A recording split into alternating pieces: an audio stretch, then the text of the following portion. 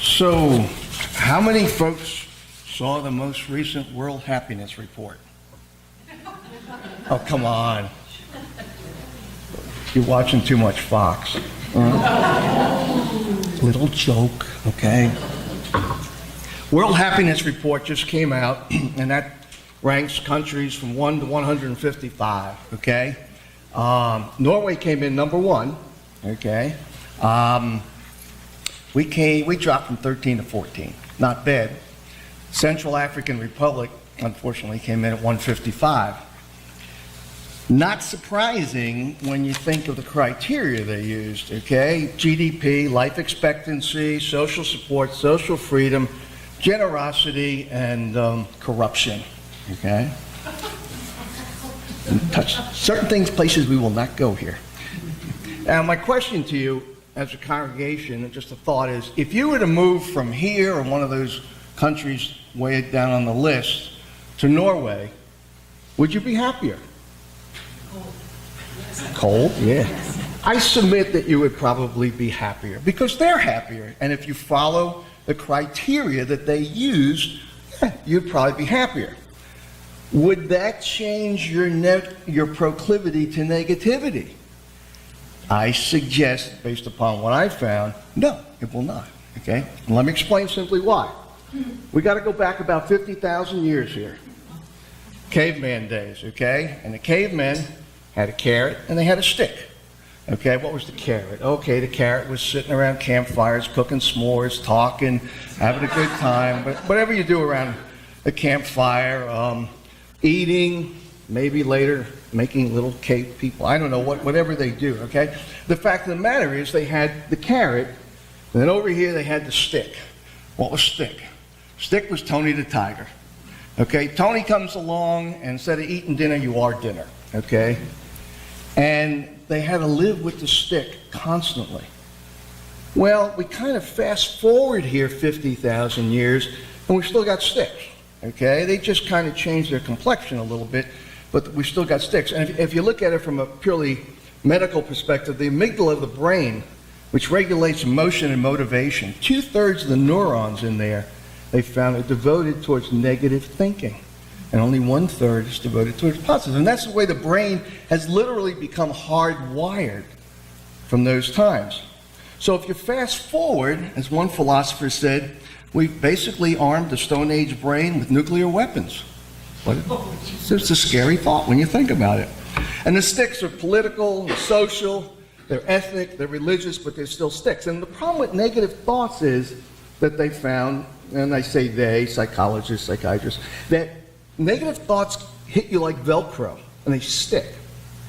Positive thoughts are like Teflon. They just hit you, and they go flying off into the distance. Now, what does this mean to us? What's the so what of it? Okay, so, life is good. Well, if you look at it from a physical sense, they found that people that are more negative, fight or flight, blood pressure goes up, blood sugar goes up, obviously bigger risk of diabetes, impairs the immune system, raises cholesterol, heart disease, obesity, stroke. Negative people, that all goes up. In fact, a study out of Stanford said recently that it actually shrinks the hippocampus in the brain. That's the area that we use for problem solving and intelligent thought. But the caveat to that is it's also the area primarily destroyed by Alzheimer's. Putting this in another perspective, and please don't read into this, if you think about it, you can have pain any place on your body, from your head to your toe, and every place in between. But you can only have pleasure in certain areas. And this is a family show, so we won't go any farther with that, okay? But what's the social impact of the whole thing? Well, we give more attention to negative pictures and words, and they know that because they register eye blinks. And when we see negative words and pictures, we blink more and we focus on them more. There's twice as many negative emotional words in the dictionary as there are positive. Political ads, That's a given. But why is it a given? It's simply because we love negativity and we can tie into it, so why not give it to the people? Kids' games, I'm not even going to go there. Career decisions, they find that more people are concerned with failure than success. And research shows that most people complain once a minute during a typical conversation. Worry is our default.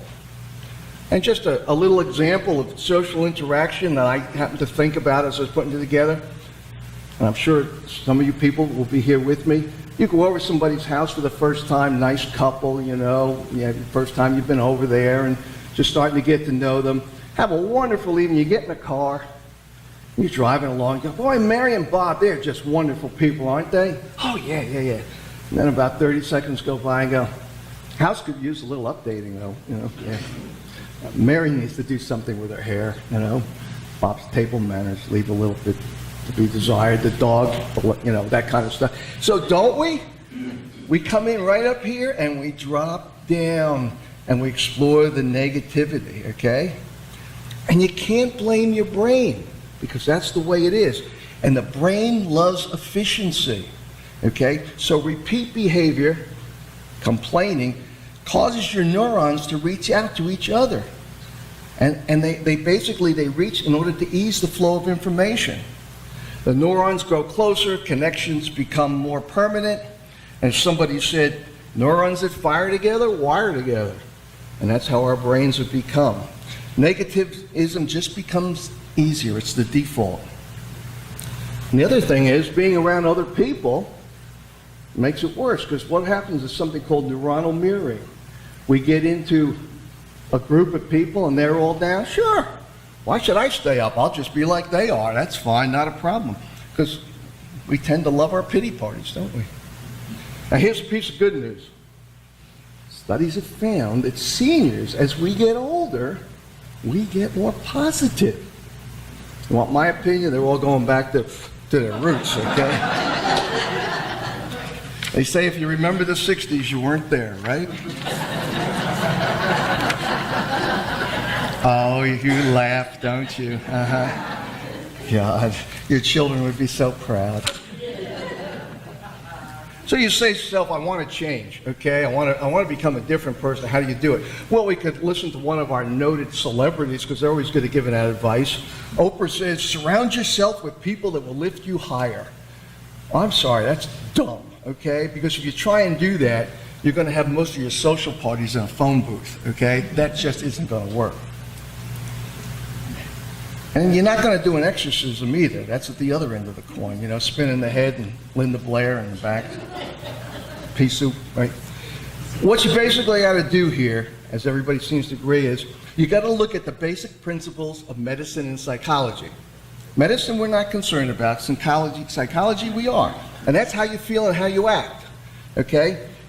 That's challenges, vulnerabilities, and inner strengths. Inner strengths is where we drill down to.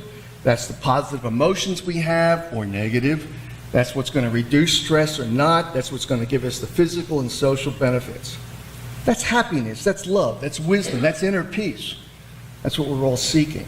But unfortunately, again, somebody found that 1/3 of developing any inner happiness is genetic, and the other 2/3 we got to work at. It's work. It's mental exercise.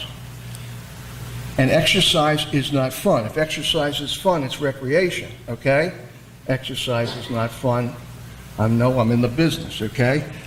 We've got 100 billion neurons out there. We've got a 500 quadrillion connections in our brain. And neural Darwinism says they will become survival of the busiest. So I think you see where we're going. So, okay, what do we do? Well, first we take a drink of water. And we say, there's a great book out there that seems to be the go-to book for anti-negativity. It's written by a guy by the name of Richard Hanson. He's a PhD. It's called Hardwiring Happiness. He came up with an acronym, HEAL. Everybody's got to have an acronym, so he came up with HEAL. And it's first one, H, is have a positive experience. This is how we start. Think about a positive experience. We had, we're having, we're going to have. The second part is Try and enrich the experience. Now here's the thing with this. A positive thought will not stick to your brain unless you dwell on it for 10 to 12 seconds. That's a fact. Otherwise, bingo, off into the woods. So you got to think about this thought, okay? And then you got to fill your mind with it. You make it intense. You make it fresh. You make it novel. You think about how could it help you, okay? Third part, A, is you absorb it. For some people, this is tough. The people that come to Buddhist night on Tuesday can probably do this great because it's meditation. You actually have to meditate on it, to think about it, and drive it down into your inner self. Now here's the last part. When you get a positive thought and you really got it inside and it feels strong and you're loving it, go negative. Now, I know that sounds kind of contradictory, but it's actually the foundation for cognitive therapy, which came out in the 60s, a great book out there, Guide to Rational Living. Albert Ellis taught it. And that's one of the tricks he taught. He says, if you want to reinforce something positive in your life, keep it there, but every once in a while go over here and think about a negative and think how miserable you feel, and then go back here, because that will actually reinforce your thought process. It's kind of the accident about the moron that kept hitting himself on the head because it felt so good when he stopped, right? That's pretty much what we're talking about. I remember driving through Kentucky one time, and we have two folks here from Kentucky, so I'm not going to pick on Kentucky, okay? Just said Kentucky, that's all. And I saw a bumper sticker, which has stuck in my brain for over 30 years, but if you think about it, I hope it will stick with you. It says, feeling good feels good. But it was dumb, but it was smart. And it really does. Feeling good physically, of course, it's a given, but feeling good mentally feels good. Here's the other part of it. So, okay, I'm going to get better, I'm going to be good, and I'm going to get my head turned around, so on and so forth. But what about the people around me? Well, just like I told the kids, and this was a little easier this time. If you are, they will be too. It just takes time. It's a fact. If I stand up here and I keep doing this for a few minutes, okay, I guarantee you a bunch of you will all of a sudden start going, hey man, if I got a book, can I say booker? Okay. Have I got one of those things here too? But it does, it works. You know, people will emulate you. Sit across from somebody for dinner sometime, just for fun, start wiping your mouth. Wipe your mouth, wipe your mouth. I guarantee you within a minute they're going, they do it. And people emulate your habits, okay? The last thought, and this is a dose of reality, and this came, I worked closely with a young lady from Clemson. She's a doctor of psychology over there, Dr. June Pilcher. She's given me a lot of great ideas. And we talked about this at length. And she said to me, Ed, you got to remember one thing. She said, you will always have negative thoughts. They're going to come in. The question is how you act and react to them. That's it. You can't give them all up. And how you act is so important. So if you're standing in the middle of the street and a bus is coming at you, you go, I'm having a negative thought right about now. I'm getting the heck out of here, you know? That's understandable. But so many of the negative thoughts we have that just flow in and out of our mind don't have to be there, or we can mitigate them. And just like I did a service on microaggressions, I say the same thing about microaggressions. When we get these little big snips in our mind, stop, take a breath, think about it, say, is this really the way I want to think? Is this really important? And if it isn't important, why don't I just go back to my happy place? Because that's really where I want to be. It's my happy place. So what's the bottom line? Because we got to kind of tie this knot together a little bit. The bottom line is kind of in the affirmation here. Love is the spirit of this church, and service is His law. We have a service, okay? By coming here, we've committed not only to ourselves to become better people, but we've committed to other people to help them be better people by offering them love, compassion, caring, things like that. And the only thing I suggest to you is, are you better equipped to do that like Trump or like the Bieber? Thanks, guys. Have a great day.